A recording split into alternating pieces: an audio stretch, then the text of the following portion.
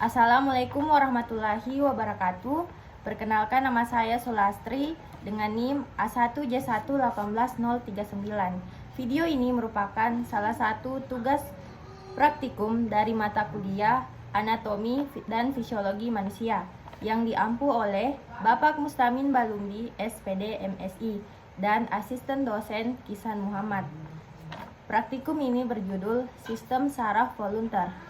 Di sini saya akan membahas mengenai pengertian sistem saraf, fungsi sistem saraf, struktur sistem saraf, dan jenis-jenis sistem saraf kranial. Pertama, saya akan membahas mengenai pengertian sistem saraf. Sistem saraf adalah sistem organ yang meregulasi atau mengatur sistem-sistem organ yang lain. Sistem ini mengontrol tubuh baik terhadap otot-otot, kelenjar-kelenjar, dan organ-organ. Seluruh aktivitas tubuh dikendalikan oleh sistem saraf pusat. Sistem saraf pusat terdiri atas otak dan sumsum tulang belakang. Fungsi sistem saraf adalah sebagai penerima informasi dalam bentuk stimulasi, memproses informasi dalam bentuk stimulasi, memproses informasi yang diterima, dan memberi respon atau reaksi terhadap stimulasi. Struktur sistem saraf tersusun atas miliaran sel yang sangat khusus yang disebut sel saraf atau neuron. Setiap neuron tersusun atas badan sel, dendrit, dan akson atau neurit. Badan sel merupakan bagian sel saraf yang mengandung nukleus dan tersusun pula sitoplasma.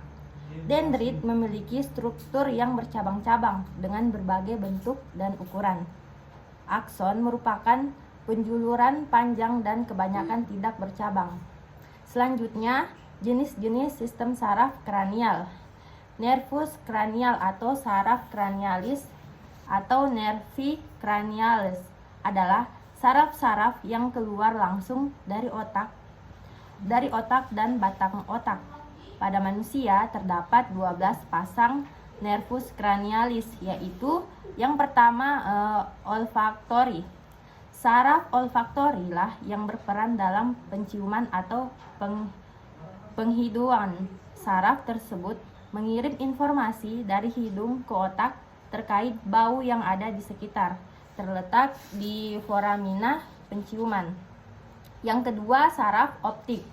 Saraf optik masuk ke dalam saraf kranial yang berperan dalam sensori.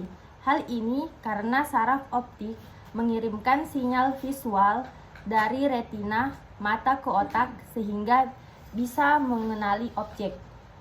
Yang ketiga, saraf akulomotor. Saraf akulomotor memiliki dua fungsi motorik, yaitu mengontrol fungsi otot serta respon pupil di mata.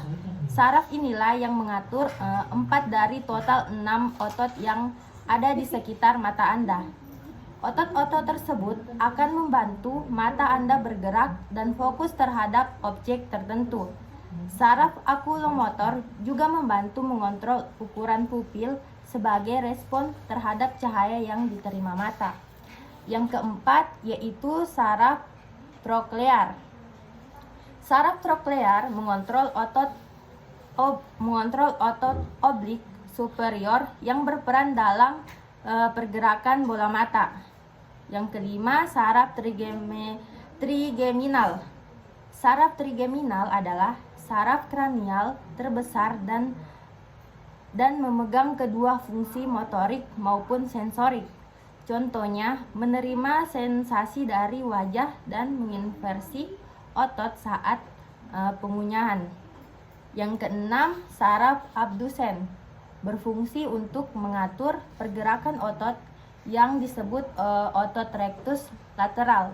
Otot ini fungsinya berhubungan dengan pergerakan mata. Ia menjadi salah satu otot yang berperan saat mata melotot atau melirik, terletak di celah orbital superior. Yang ketujuh yaitu saraf fasial.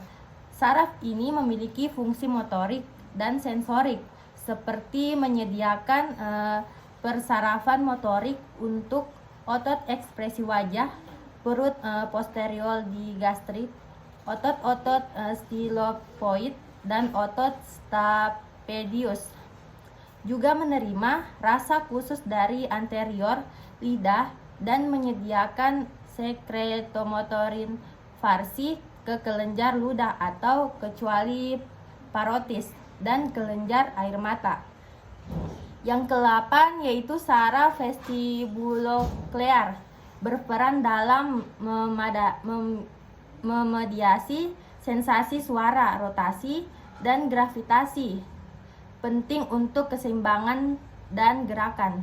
Lebih khususnya lagi, vestibular cabang membawa impuls untuk keseimbangan, dan cochleae cabang membawa impuls untuk pendengaran, terletak di internal kanal akustik. Yang ke-9 yaitu saraf glosopharyngeal, berperan dalam fungsi motorik dan sensorik. Saraf ini terlibat bersama dengan vagus saraf di refleks muntah.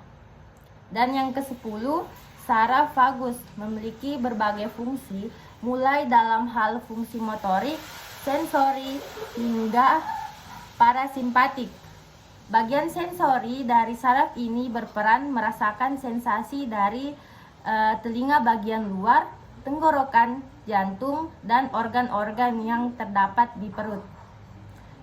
Selanjutnya bagian motorik saraf ini berperan mendukung pergerakan tenggorokan dan langit-langit mulut bagian lunak. Bagian parasimpatik saraf ini berperan dalam mengatur detak jantung dan memperserafi otot halus di saluran pernapasan, paru-paru, dan saluran cerna. Yang ke-11 yaitu saraf akserius. Saraf ini berfungsi mengontrol otot leher dan otot trapesius, yakni otot yang menyusun struktur punggung manusia. Dan yang terakhir yaitu saraf hipoglosus. Saraf ini berperan dalam persarafan motorik yang mengatur pergerakan lidah. Sekian dari pemaparan saya mengenai sistem saraf volunteer. Terima kasih. Wabillahi taufiq wal hidayah. Wassalamualaikum warahmatullahi wabarakatuh.